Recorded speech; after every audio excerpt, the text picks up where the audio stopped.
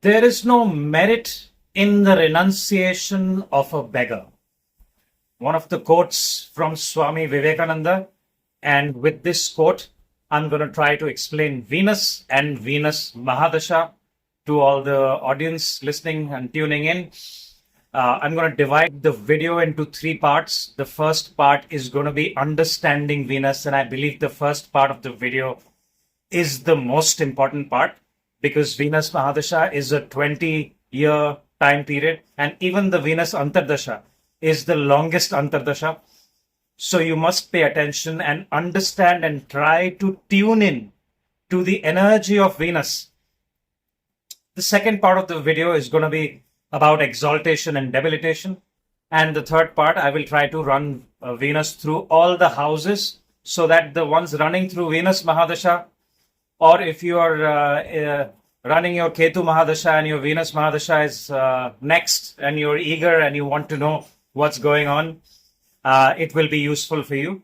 But pay attention in the first part of the video where I'm going to try and explain the energy of Venus or Shukra. Because once you understand and tune in to the energy of Venus, you will get the positive results of Venus Mahadasha instead of just looking at your chart and trying to find out how will it be. Try to figure out that what you need to do and how you can tune in with your karma and your actions so that you get the most positive results. All right, so I'll start with the good news that for most people, Venus Mahadasha is a benefit Mahadasha. Why I'm saying benefit why? Because in today's world, everyone is looking at comfort, material wealth, luxuries, happiness in relationships. And Venus is the Karaka or the significator of all these things.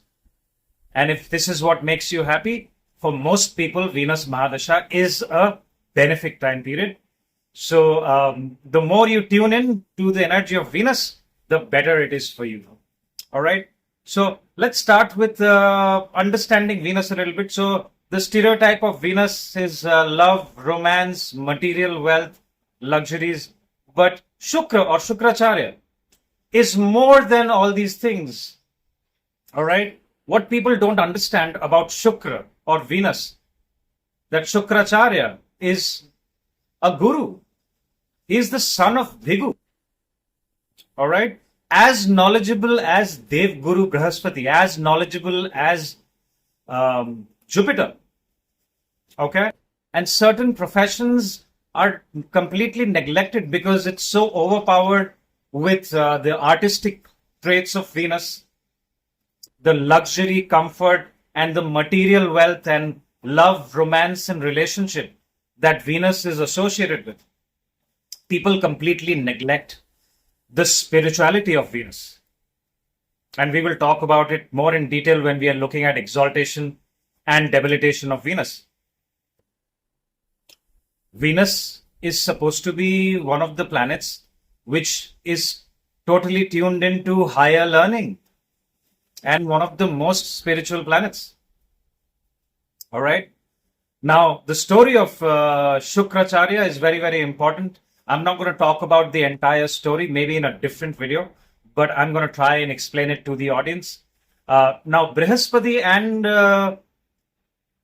Shukracharya, this Jupiter and Venus, they're both extremely knowledgeable. They had the same guru. All right.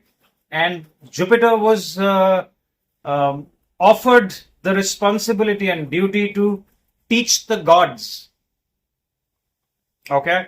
And Shukracharya or Venus did not take it very well, and he was also very knowledgeable, and he's like, I'm going to utilize the knowledge.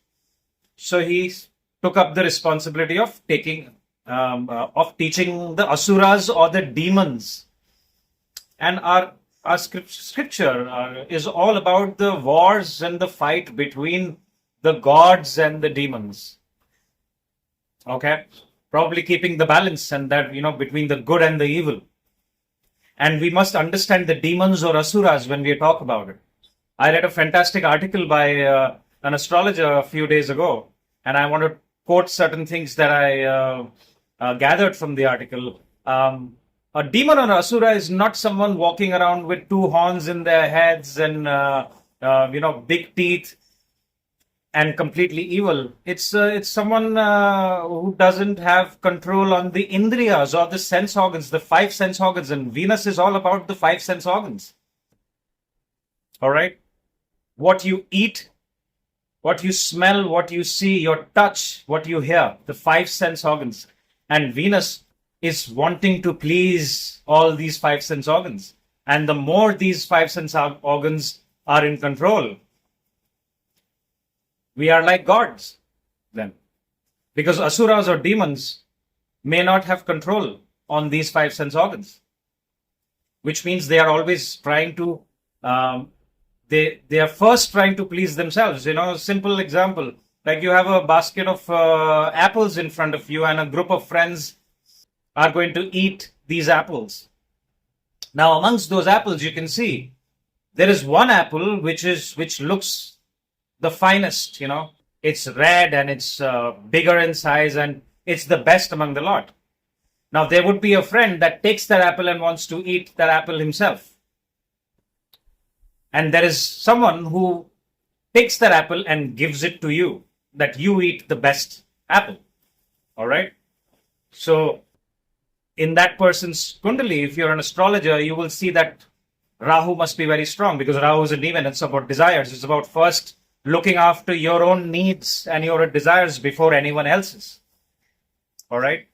So, fantastic way to understand the difference between asuras and gods, and demons and gods. Okay. So, Venus, like I said, is associated with the five sense organs.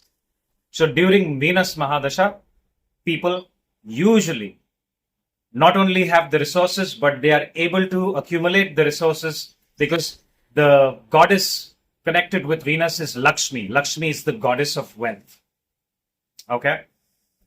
They are able to acquire the material desires, material wealth, so that they can please the five sense organs, a comfortable place to live. So during Venus Mahadasha, if Venus is well placed in the charts, we will talk about it later on in the video. They are able to get that comfortable house that they wanted, a comfortable vehicle, a good vehicle, cars can be seen, jewelry, perfumes, clothes, very good clothes. So how do you tune in? Very simple. How do you tune in to the energy of Venus? So you've gone through 7 years of Ketu, and Ketu is a non-materialistic planet, which is like a hermit or like a sadhu. It is trying to bring you down to Mother Earth and say that, hey, material wealth is not good for you. You must connect to the spiritual realm. So during Ketu Mahadasha, people can be beaten down to the ground. They can have extreme transformation during the Ketu Mahadasha. I have made videos on all the other Mahadashas. So if you're going through Ketu Mahadasha, you can take a look at that particular video and you might get help. So what happens when Venus Mahadasha starts after Ketu, especially after Ketu has transformed you as a human being? Everything could change about a person during the Ketu Mahadasha. Extremely materialistic people can become extremely spiritual and non-materialistic, can become extremely idealistic, can live a very sattvic or very simple life. Someone who was wearing designer brands would be just wearing cotton kurtas and roaming around after your Ketu Mahadasha. But what does Venus Mahadasha do? Venus Mahadasha wants you to experience the five sense organs. All right. So one must be very, no matter which age you're going through Venus Mahadasha, you must consider grooming and making sure that you are looking very good and feeling great when you're walking out of the house. Get those clothes that you wanted to buy. Buy yourself a nice perfume. All right. How you present yourself. Venus is the significator of beauty and how you look. So all the industries, for example, entertainment, the film industry, most of the actors have a very, very strong Venus in their charts. Could be in the first house or could be conjunct with their Lagna Lord, or Venus could be their Lagna Lord. It's also the karaka of love and romance. So people during Venus Mahadasha can look at getting married or getting into a relationship. It is the food and beverages industry. The five sense organs, like I said. All these industries are seen from there. The restaurant industry, food and beverages. The fashion industry is all about Venus. I also consider the travel entertainment industry. Anything that pleases, gives you pleasure is Venus. Traveling is seen from Venus. Entertainment. All right. Now we will talk a bit about how Venus is, and especially the teaching and the education and the spiritual part of Venus. Okay. Now, if you look at the ancient texts, where Brihaspati was assigned to be the guru of the gods. Now, the gods are much easier to teach, right? Because the gods firstly consider Brihaspati as their guru, and their indriyas or their sense organs are way more in control. They are more respectful of their teachers, of their gurus. So you have a class of all the gods where each god has different skill sets and powers. And then there is Guru Brihaspati trying to impart knowledge, where he's saying you do this, you do that, and this is how you learn things. And then let's look at the next classroom where Shukracharya or Venus. And then you have the Asuras, who are full of desires of being powerful, the desires of the material world, lack of principles. So Venus is able to impart knowledge to Asuras and the demons. So Venus, the teaching style of Venus is probably very unorthodox and extremely effective. All right. So the people who are into the education profession with a strong Venus and going through Venus Mahadasha may have a very, very unorthodox style of teaching and education. Okay. Now, there are different kinds of educators. I'm going to talk about it in my Jupiter video as well. Someone who teaches you the path of dharma or principles is also an educator like Jupiter. And in a terrorist training camp, someone who's teaching you how to operate a gun or how to make a bomb is also a guru. All right.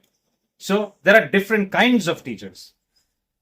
All right. Now, why did Shukracharya, was Shukracharya or Venus also a demon? No, he wasn't. He was the son of a Saptarishi, Bhrigu. He's not a demon. But he had his reasons why. Right.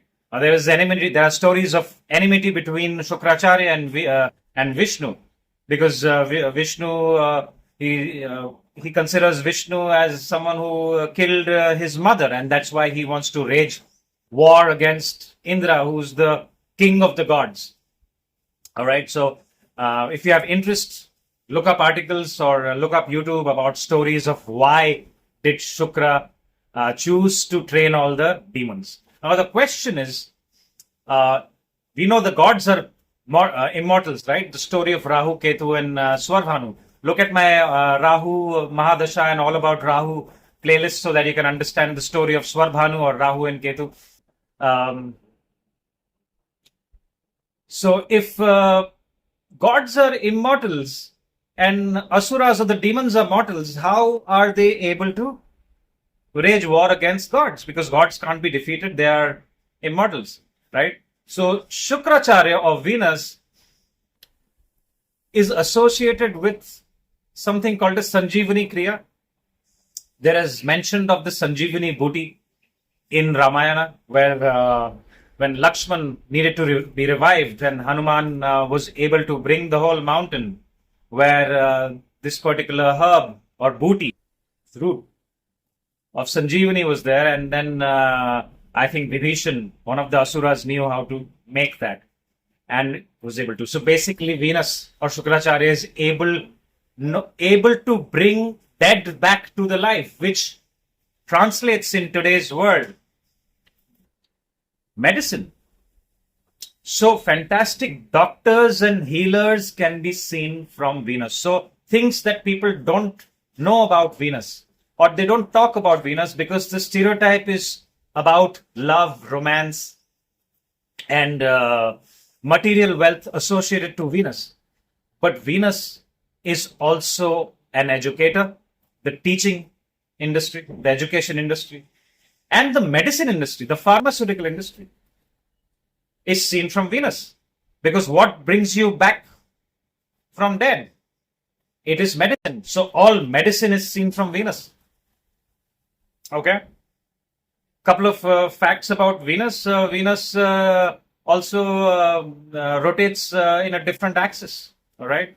Like if one day in Venus is considered to be very, very long, one day in Venus is more than a year in Venus. By the time a year is over, the day will not be over.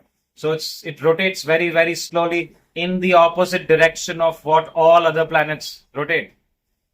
All right. So something very, very interesting. Also, Venus is a very, very hot, one of the hottest planets, hotter than Mars and Mercury. Things that people don't know about Venus. Especially if your Lagna Lord is conjunct with Venus, or Venus is aspecting or in the first house, can cause a person to be very short-tempered as well. Okay. So let's talk about certain negative traits of Venus. So Venus, if it's afflicted in the chart, during Venus Mahadasha or Venus Antardasha, can give people addiction, because the five sense organs are all slave to addiction. Alcohol, smoking, anything that you do in repetition to please the five sense organs. Okay. Smoking, addiction to sweets, addiction to eating, overeating is seen from Venus.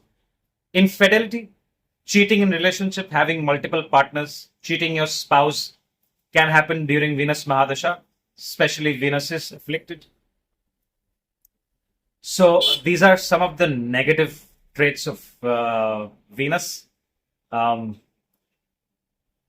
which we will look at later on. Let's look at Venus exaltation and Venus debilitation. Something very, very interesting about Venus. Now, Venus and Brihaspati have mismatch in opinion. One is the guru of the gods and one is the guru of the asuras. They are obviously against each other. What is interesting is Venus exalts in the sign of Pisces. Okay. Enemies house, Pisces, is governed by Jupiter. And Venus's best friend, Mercury, it debilitates in the sign of Mercury, which is Virgo. Now, why does this happen? All right.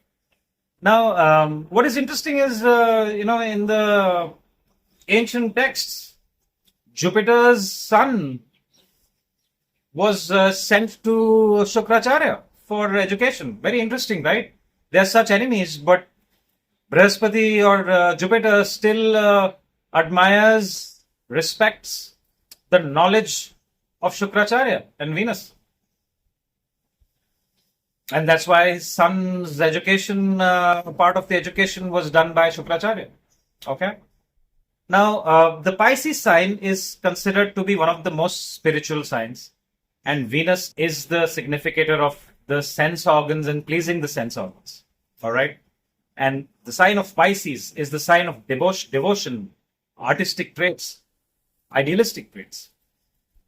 So Venus, when you control all the sense organs, which is why the highest form of Venus goes where your five senses are in control, and then you become a spiritual planet, a spiritual person. So Venus exalts in the sign of Pisces, and that's the logic behind the exaltation of Pisces. So Venus exaltation, if you have Venus exaltation in your charts, you may not be able to relate to love relationships in today's realm, because I've mentioned it in the Pisces Ascendant video, and one of the videos, I don't remember which one, is nothing but devotion. All right. It's the people who have devoted their life to listening to kirtans and songs and devoted themselves. The higher form of love, higher spirituality is seen from Venus exaltation. So they may not find real love in this realm. because in today's realm, most relationships and love is very contractual. There are expectations. Words are cheap. People say that there are no expectations, but when you understand yourself, you will see there are expectations. So Venus exaltation is literally unconditional love.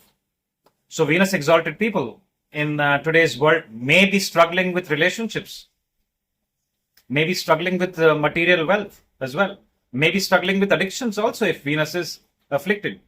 They may have great artistic traits, may be extremely idealistic people. This material world doesn't make sense to them. All right. But Venus debilitated people. With Venus in Virgo, you may see them very successful in relationships. You may see them very successful in acquiring wealth. Why? Because Virgo is the sign of logic and analysis, intelligence.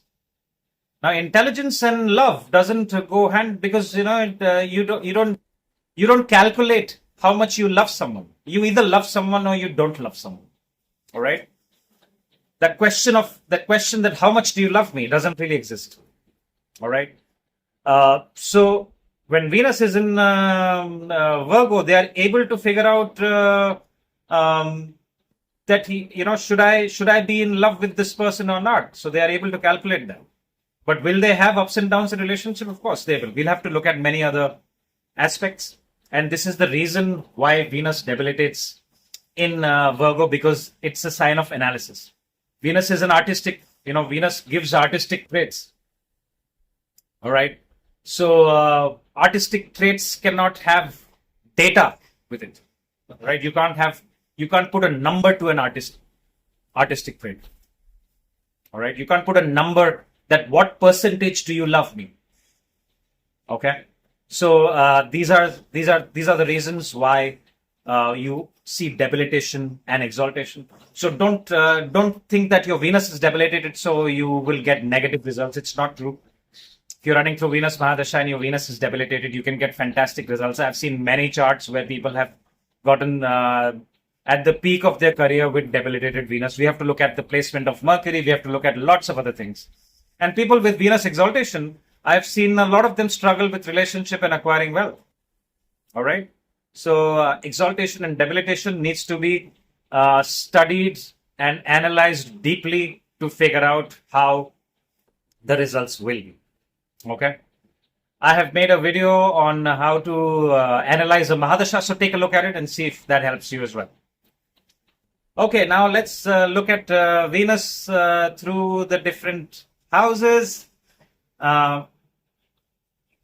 Now, before I start, just because I say something, that doesn't mean I'm just going to quickly cover it. Doesn't mean that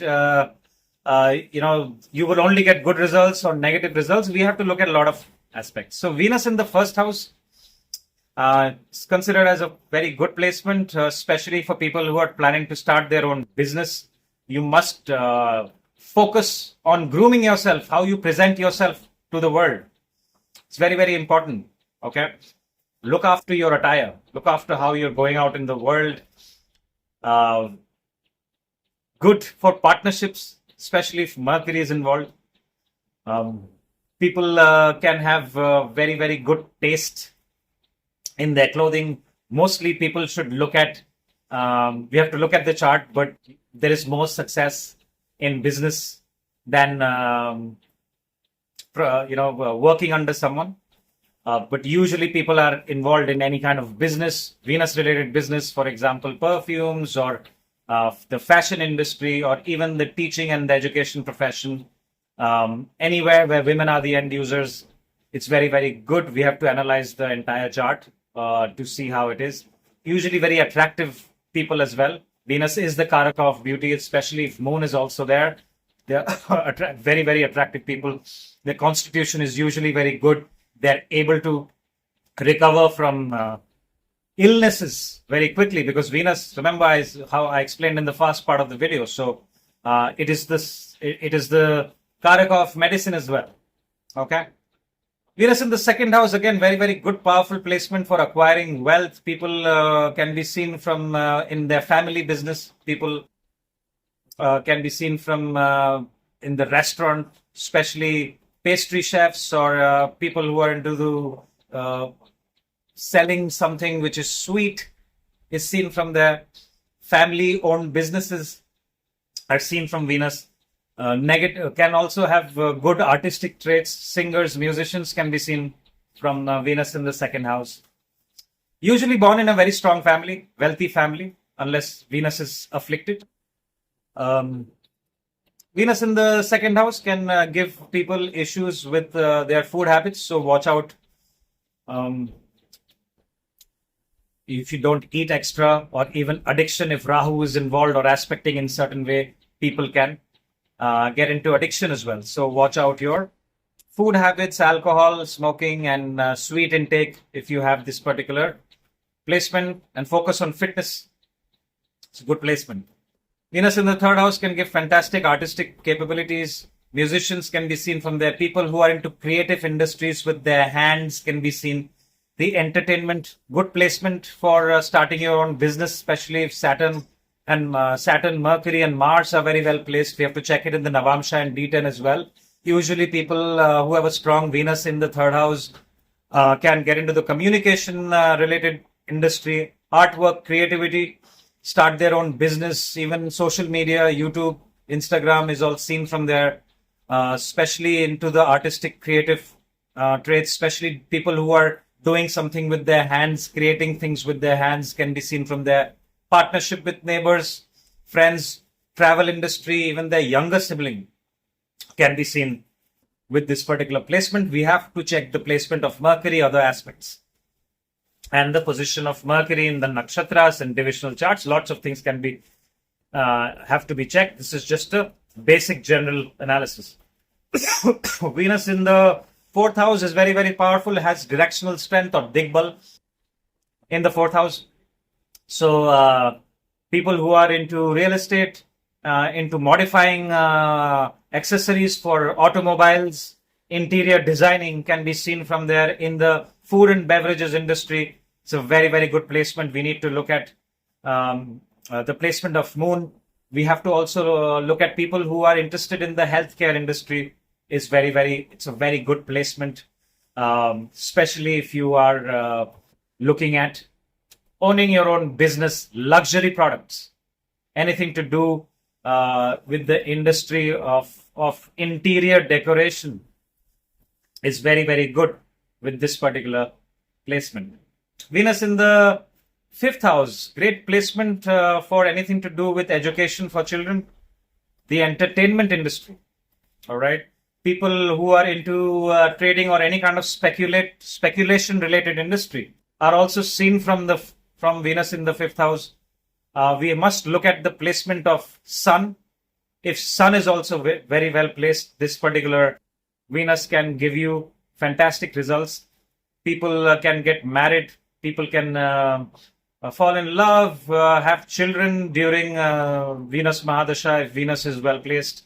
If Venus is in the fifth house, negative is it can give you multiple relationships and infidelity. So watch out for that if you have this particular placement. Otherwise, people with fantastic creative traits, with great network circles, social circles, are seen from this particular placement. All right. Venus in the sixth house, not considered as the best placement, but again, we have to check a lot of factors. It can give a career, especially profession in any kind of industry which is women dominated by women. It can also give a career in to do with accounting and numbers, data. All right. We have to check the placement of Mercury. If Mercury is well placed or Mercury is forming something called as the Nijbhang Raja, which means Mercury is also there. It can give really good results. The negatives of this particular placement is it can give addiction. It can give loans, living off of other people's money, living on other people's houses. Loans can you do not default on loans. People can also be looked at from the sports entertainment industry, and people into the industry where they're grooming pets. I know someone who has a very strong Venus is into the industry of looking after or grooming dogs, cats, and pets. Industry is seen from this particular placement. Okay. Venus in the seventh house, very, very strong, powerful position of Venus can trigger marriage or relationship if Venus is well placed. If Venus is afflicted, can cause a breakup as well during this particular time. So it's a tricky placement, but in most cases, it gives good results.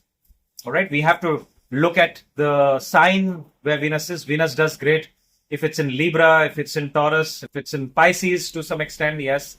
And of course, in the sign of Aquarius, Cancer, it may not give the best results if it is in the sign of Leo or it's debilitated in the sign of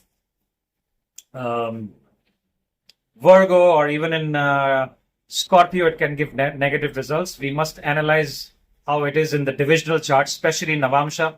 If you have Venus in the seventh house, in most cases, I have seen a strong, committed and dedicated relationship during this time. Business partnership, fantastic for business partnership and expanding your business during this time, especially if it's in the creative or artistic or anything to do with pleasing the five sense organs. This particular placement, especially in business, can give very, very good results. Venus in the eighth house can be a bit tricky. It can give a lot of wealth through inheritance.